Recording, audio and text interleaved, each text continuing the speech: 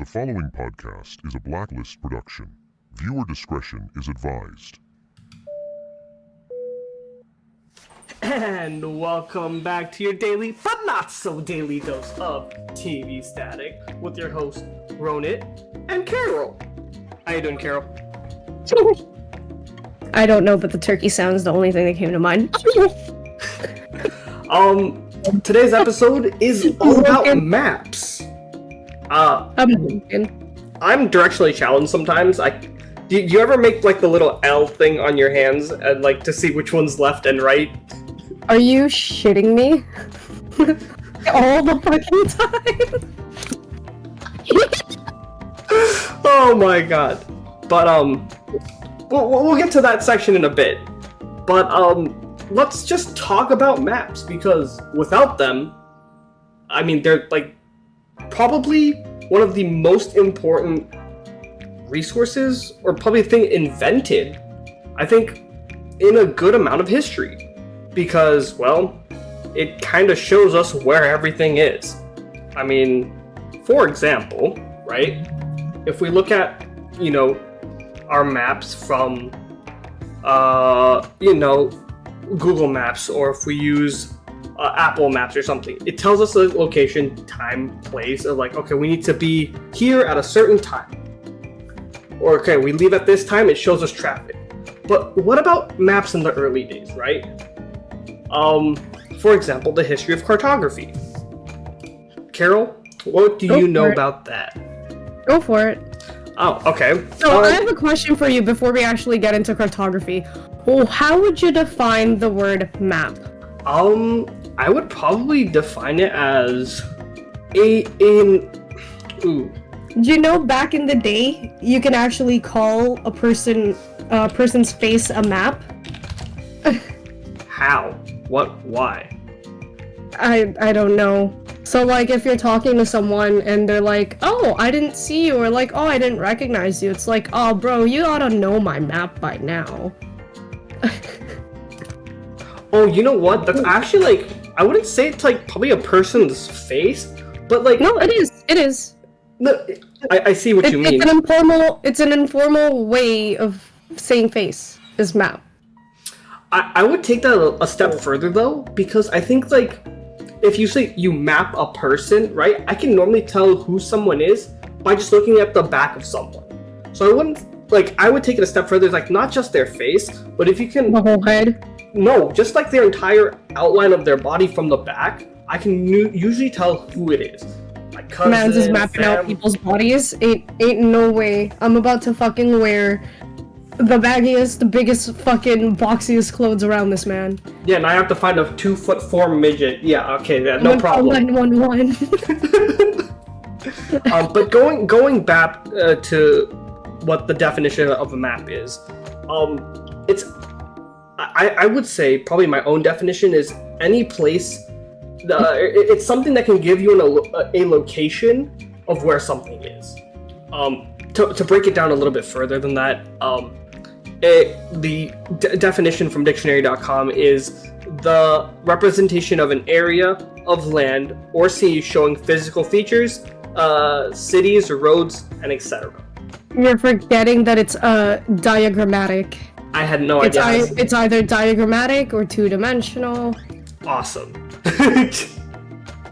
Yeah, it's not an actual representation. For those who are wondering, you won't feel any hills or bumps, if you've been living under a rock. It's just a diagram. It's just a diagram. But the history of cartography. It's not clear whether it's an ancient artifact that has been wrought as a map or something else because of the definition of the map, to be precise.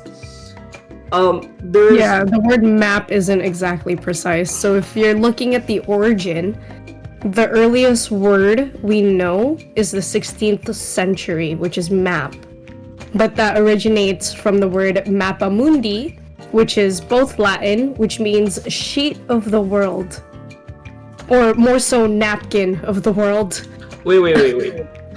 So what you're telling me is that we've been mapping since before just before time, literally. Exactly.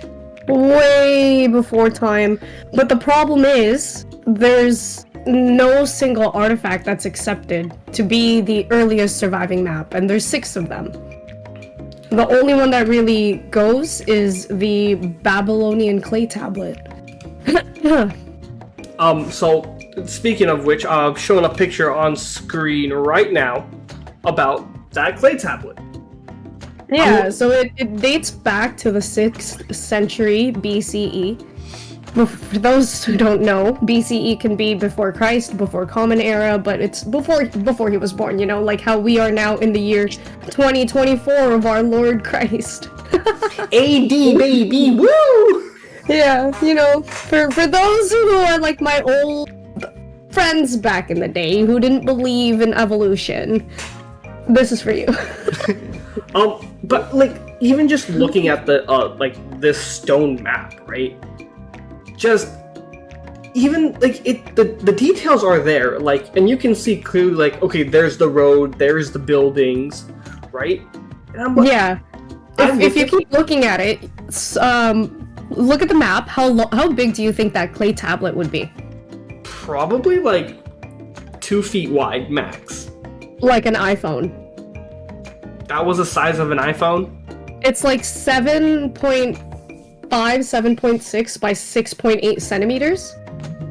That's crazy. Centimeters, okay? So some of these maps, this isn't the only map, but this map shows a river, valley between 2 hills, and it's also marked to show the cardinal directions. Wait, on this specific one? I'm also looking and trying to see like where that cardinal directions is. On this one, I don't actually know where. Oh. But yeah, you can see that it is facing north. Oh, okay, so maps. So when they would make maps, they would face north, and then basically either be behind whatever building or in front of the building to basically get the surrounding idea, but everything was facing north. Oh yeah, dude. Actually, if you can look up the Babylonian world map, that's the earliest surviving map of the world, which is 600 BC. Babylonian world map. I'm trying to... This one? Sure, well, let's go with this one. Okay. It's showing a bunch of different yeah, so maps. you can see that it's a circle, right? Yeah, I can see it's a circle right here. Yeah, so in the Babylonians world map, it's encased in a circle. So it's really weird because it's not supposed to be taken as a literal map, but as a symbolic one, and it deliberately omits people like the Persians, the Egyptians, who were well known to the Babylonians. And it's an area, like a circular shape that's surrounded by water, which basically fits the religious image of the world that the Babylonians believed in. That's really interesting. Actually, compared to I looked at this, and for a second, like, I didn't see like the animals on like one of them, or like this one like has a picture of like animals on it.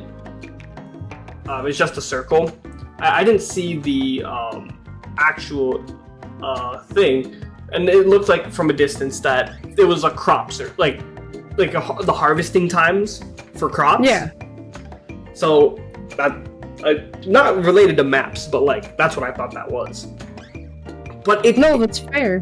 But it kind of gives the idea that, like, you know, maps even like, you know, back then had so much important representation of just like what regions people are in, where, you know, where they're from.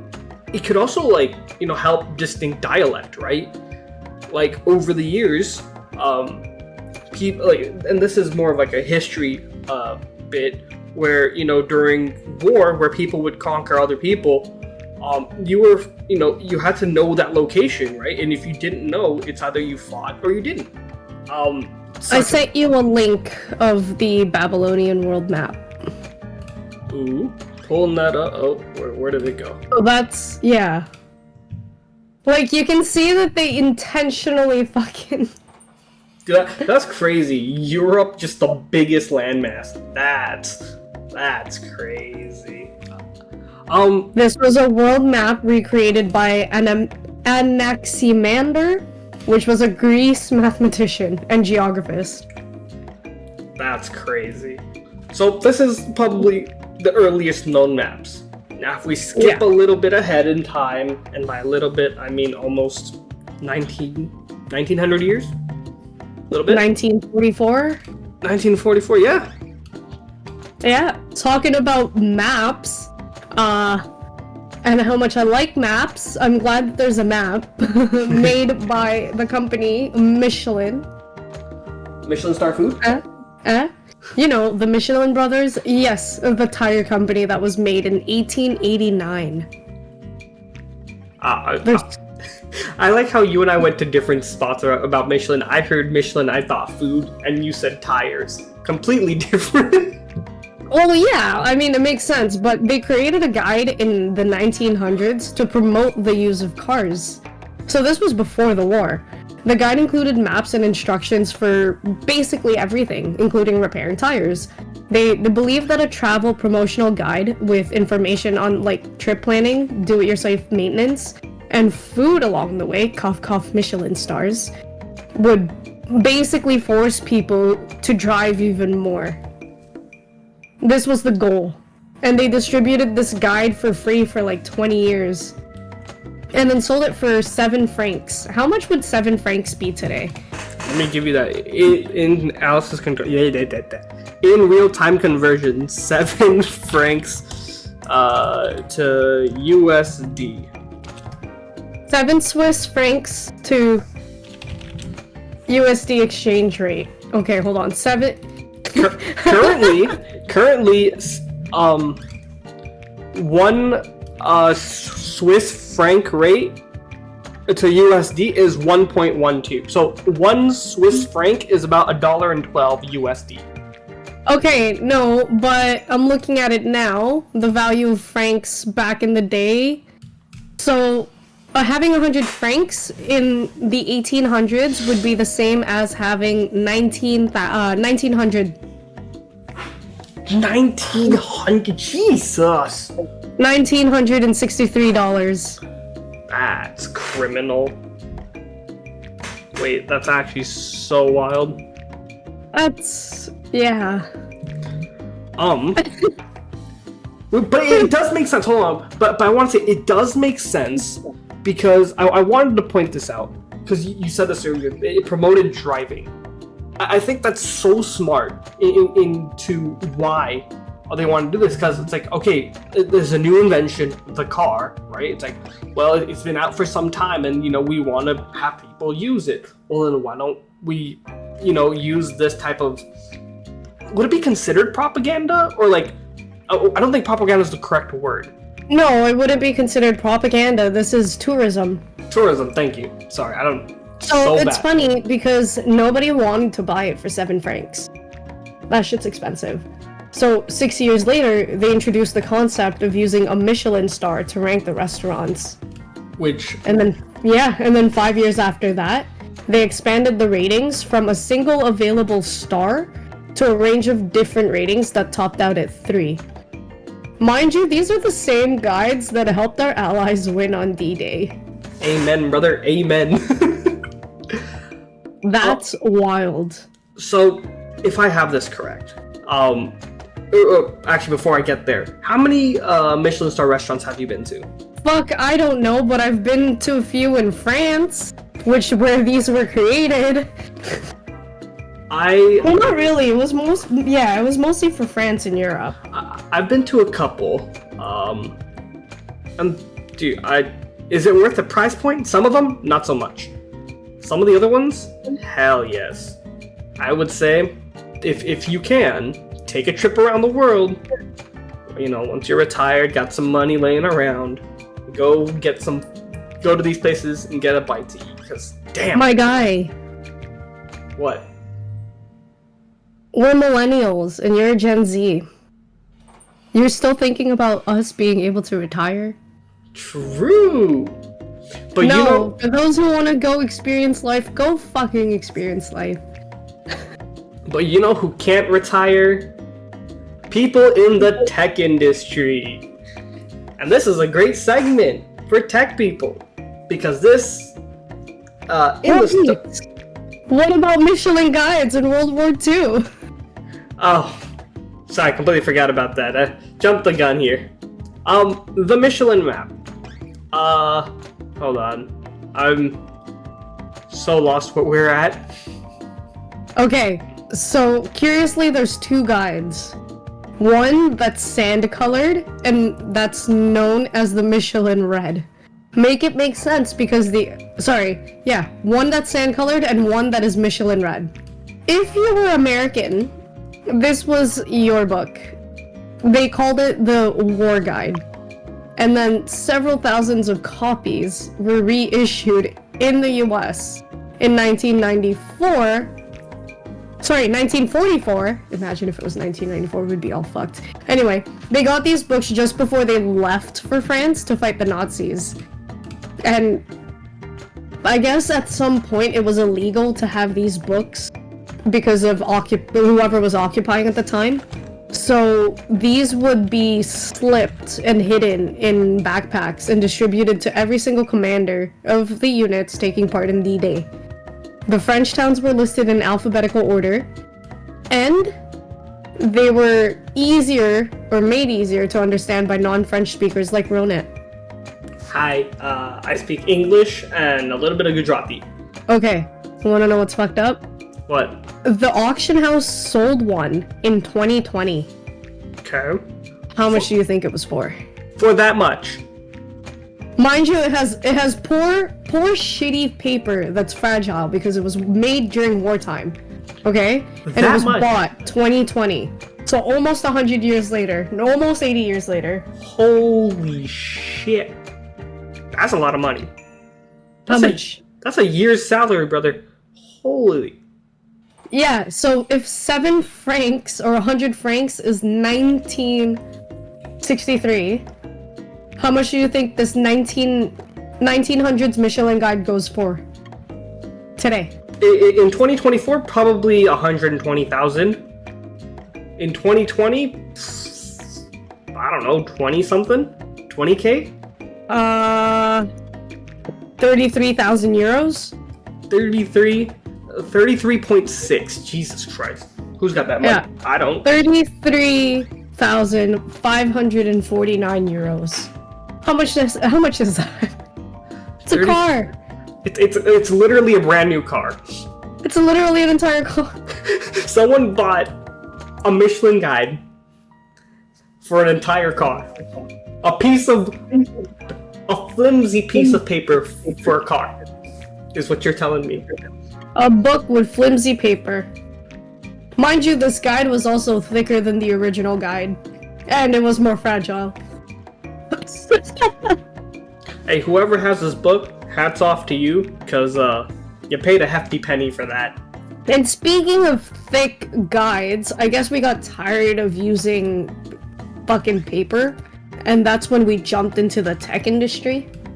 Ah, yes, the tech bros. So we jump from using using paper maps to electronic maps. In 2005, Google introduced Google Maps. And essentially, the team called Ajax was a web tech team under Google that was helping create this map, which is essentially one of the most used maps today. The original idea was to have a digital version and an updated in-time version of getting from your location to, say, wherever you want to go. So if I'm in downtown San Jose and I wanted to get to downtown San Francisco, what are the current routes? Because you also have to remember, right? Maps, yes, they get updated, but if you have been using a paper map for a long time, those don't get updated nearly as fast enough as digital maps. And so the reason why Google made their own maps, Google Maps, is because back in 1996, so we had something called MapQuest. This was an online map on the the internet or the computer, I'd say. And this was the original thing that you would use to plan out your trip, some destination, plan something out ahead of time.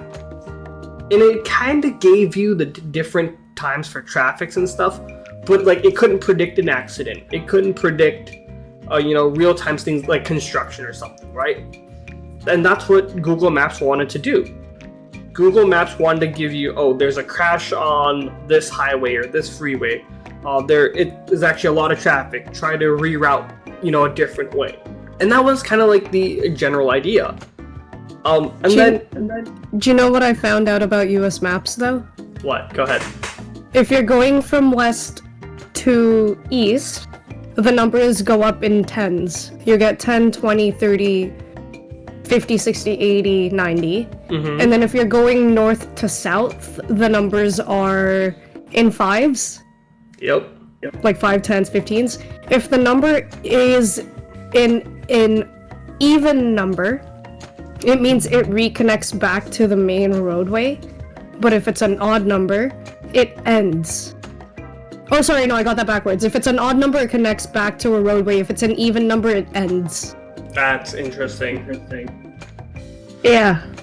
So, like, if you're driving along the 70, and then you go up to the 55, and you hit Springfield, and then you end up on the 72, you 100% will know that the 72 ends, and it goes left to right, instead of up and down. Let's see, this information is useful to me every time I drive on the freeway now, or highway. That's wild. Why do I know that as a Canadian? The other thing that I wanted to point out from Google Maps is Street View. And I fucking use it all the time. And I wanted to bring this up because not everyone uses Street View. And the reason why I say this is because there have been so many times where I could have just used Street View to find an apartment. Instead, I'm walking in circles around the entire apartment complex trying to find the damn apartment. Okay, pause, hold on. Because Google also has a way where if you're walking, it shows you live GPS and tells you where to walk. Yeah. As long as you have your camera pointed in front of you, it'll tell you exactly where to walk. And it uses Google Street View. Yeah. But, like, I don't... Without even looking at Google Street View, you just have to open your camera. Yeah, but, like... You can also use Google Street View to keep going down the line, and then you can turn left, turn right, and actually see the thing.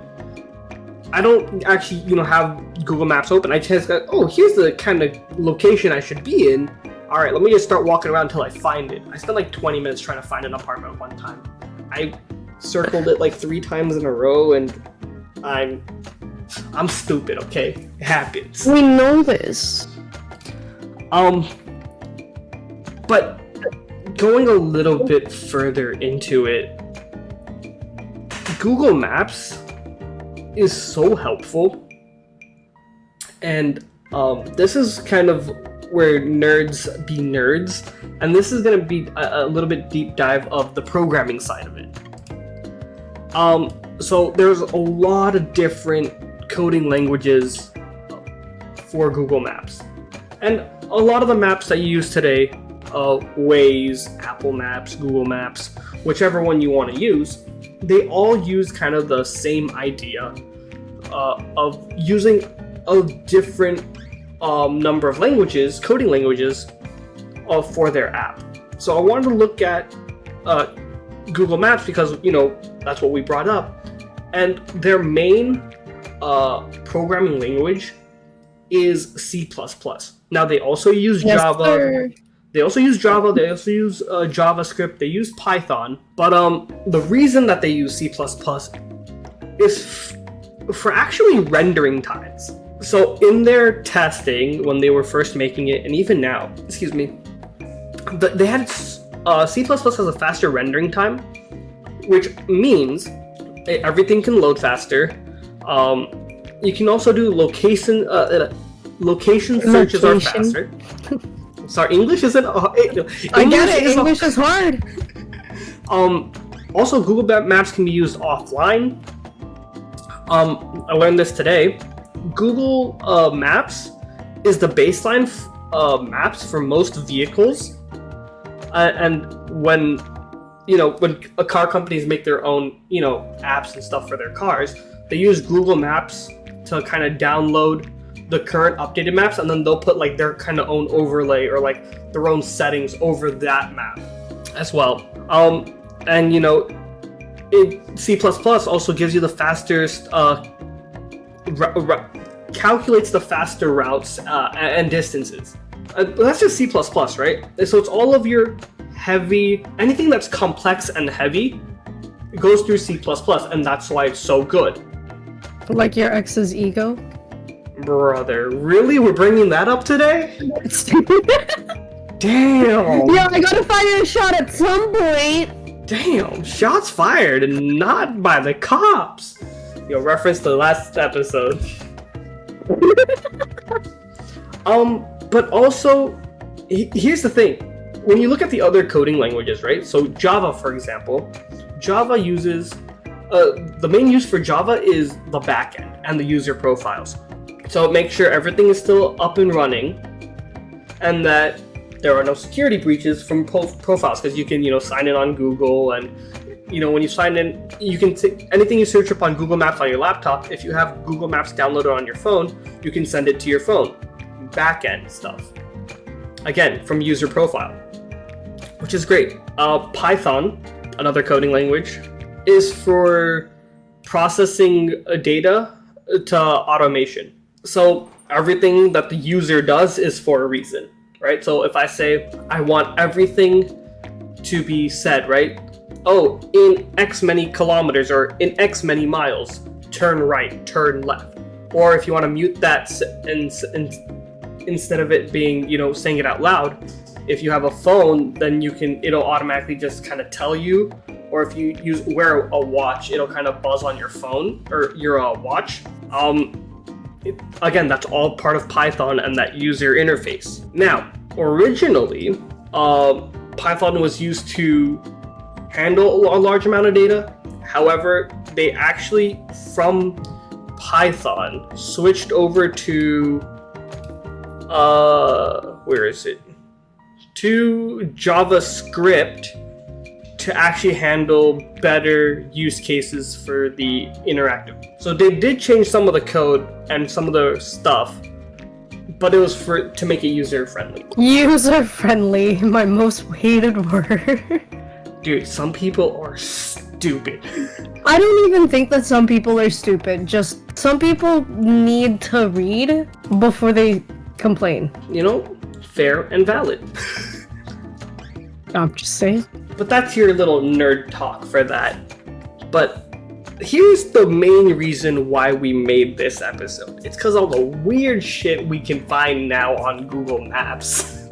I know one of my favorites. Outside of the pentagram that I've previously brought up, which I've told a lot of my friends I do want to visit, not on my bucket list, but there's like no roads nearby. Like, we fucking used Google Street View in that area, and there's no way for you to see it on Google Maps. Wait, the pentagram in Kazakhstan? Yeah. It is on Google Maps. No, it is on Google Maps, but there's no Street View. There's no main road close enough for you to actually see it in Street View. That. I've tried, my guy. I tried. Originally. I tried. I even tried looking across the pond. So the pentagram, for everyone wondering, is actually a park. The star itself is a park, and then the circle was an outline. And then, lo and behold, you get the pentagram, because, well, if you put two and two together, nice. Pentagrams don't necessarily mean bad things for those who are like, oh, I rebuke. Sometimes they're just fun and quirky. Fuck, bro. The other cool thing, and there's actually two of them. One's actually in Canada. Philippines. Oh, really? Yeah, so one is in the Philippines, and the other one's in Canada. But essentially, it's an island in a lake. Oh, well, that's Philippines. In that lake. That's Taal volcano. It's Taal Lake. Okay, so it's not tall, it's Taal, FYI, and it's in my side of the fucking ocean. If you ever visit the Philippines, we do actually have a home on a mountain that's high enough to see that island in the lake, in the island. That's crazy. I would love to visit that. You know how? It's so fucking pretty. You know how fun it would be? Like, yeah, I've been to the island on the lake, on the island, on the lake, on the island. Like, huh? But there's also another Sounds one. about right? Question mark? So the previous picture I had up was of Canada. This current picture I have up is the one in the Philippines. But the one in Canada is called Sub Island. Huh? And what I wonder is that, do people actually live in these areas? And if so, what is the habitation like? And how long have people been there? I feel like if we know about it, then people probably have lived there for a while, no? True. I mean, they could have been, right? But I'm looking at this in context of, you go back, say, 20, 30 years. Would you have ever known? About what? If these things ever existed? Yes, because they're places that you'd visit, right? So eventually you'd read about it in books. True. See, I kind of think about it a little differently, because I think about it's like, well, if we don't see it, right? Or like, you know, as a world, if you're part of the say, let's say in the Philippines, right? When you're in the Philippines, you know about it because people will talk about it. But if you go outside the Philippines, you won't be able to see it as much. Untrue, because I know more about everybody telling me about this fucking volcano versus me knowing about sub in a country that I've lived in for a while now. That's crazy. Yeah, I know. The next one that I have, this one may trigger some people. Oh. It's a bullseye mark in the Middle East. No way! Yeah. What the It's where three triangles point to a wheel in the Middle East. And now, so my thinking of it is that it's probably man-made, right? And I'm like, this is just my theory, that it's probably a testing site. Because there's no way. You think so? I would think it's a testing site, because like, if I look at it, that little circle is where they're testing some explosive devices. Like, would that not make sense? I just think that it's man-made. But if this was made by Mother Earth, shout out to you. That's crazy. That's a bullseye on a map. Yo, someone give me a dart. I've been wanting to use that joke all day. Hey, yo. Going past this, what about some... What? I'm looking at it right now because it's in Jordan, right? The, bullseye? Yeah. Yeah, just somewhere in the... I don't know exactly where in the Middle East. Yeah. So it's an aerial photograph. It's an archaeological... It was a dig site in the Middle East. And they've been investigating the wheel structures, also called Works of the Old Men. Huh? Works of the... Okay. Apparently it aligns with the winter solstice sunrise. So was it man-made, or is this like, you know... Yeah. Okay. 100%. Like 8,500 years ago. 8,000... God damn. Okay. Yeah, is in Azraq Oasis in Jordan. That's awesome. So, confirmed, That man-made. makes this... I'm sorry, this makes it older than Peru's geoglyphs. Okay, I'm starting to process a lot of history at one time. Holy... What? Yeah, a lot of people's timeline or view of history is so weird because Cleopatra was alive closer to us in our regular human day than she was alive to the building of the pyramids. woolly mammoths and Siberian tigers were alive during the building of the pyramids. Well then.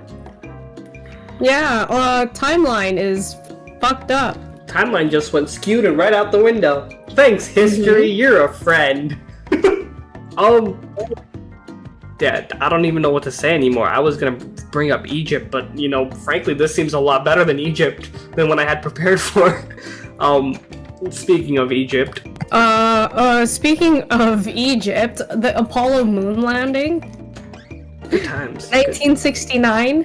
That seems a little bit closer to Cleopatra than the fucking.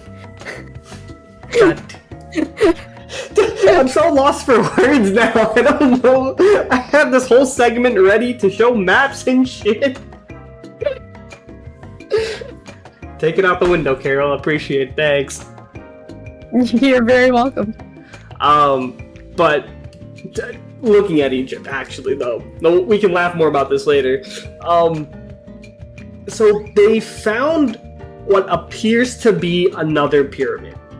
Now, I'm not saying that it's confirmed. I'm just saying it may be another pyramid that has yet to be explored. And I say yet to be explored because this is more of a Egypt Hold thing. on, Ronit, you wanna know what's fucked? Go ahead. I'm about to skew your perception of timeline even worse. No, please, let me at least make it through the segment. No, hold on. 1943. Since we're talking about maps, do you know the Oregon Trail? Oh, The yeah, Oregon- yeah. Yeah, so we made there's a video game about it. I fucking love that game. But 1943 was the first year the first wagon has ever made it across the Oregon Trail. Guess what? What? It's also the same year that the fax machine was invented. Ah, I see. Well, I'm starting to hear the fax machine gears turn. I think we're gonna make this into an episode and I'm just gonna fuck with everyone's timelines. God damn it. Historical events you won't believe happened at the same time. Couldn't you save it for next week's episode for inventions? Oh shit! God damn it. You had one job. No, I cannot.